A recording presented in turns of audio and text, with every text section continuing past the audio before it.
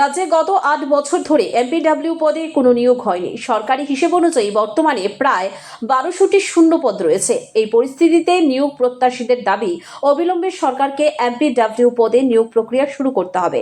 আজ একাংশ চাকরি প্রত্যাশী মুখ্যমন্ত্রী তথা স্বাস্থ্যমন্ত্রীর সঙ্গে দেখা করতে না পেরে করজোড়ে অভিনব উপায়ে আবেদন জানান, যাতে সরকার বিষয়টি গুরুত্ব সহকারে বিবেচনা করে।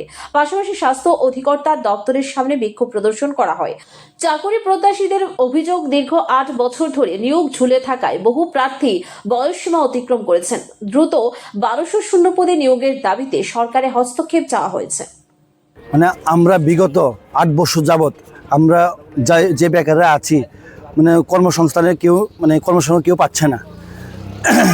কারণ আমরা এখানে সবাই একটাই উদ্দেশ্য, চাকরি চাই, সবারই চাকরি চাই। কারণ সবাই বেকারের জন্য অনেকে অপারেজ হয়ে যাচ্ছে, কিন্তু কেউ চাকরি পাচ্ছে না। তো আমরা যারা ভাই বোনরা আছি, এএনএম ভাই বোনরা আছি, সবাই একটাই আপনাদের কাছে রিকোয়েস্ট যে আমাদের চাকরির জন্য অবশ্যই দরকার। কারণ সবাই খুবই বেকারের জন্য কেউ কিছু করতে পারছে না।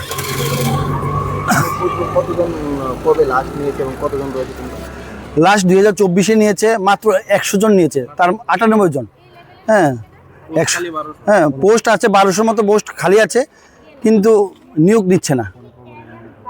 অনেকে প্রায় 48 অপারেজ হয়ে যাচ্ছে। আর 2 বছর আছে, 1 বছর আছে, 2 মাস 3 মাস আছে, যাদের অপারেজ হয়ে যাচ্ছে। আমরা চাই যাতে অতি সত্বর চাকরি, সবাই যাতে চাকরি কর্মসংস্থান যাতে সবাই পায়। আমাদের স্বাস্থ্যমন্ত্রীর কাছে একটাই আবেদন যে আমরা সবাই যাতে পাই, চাকরি পাই।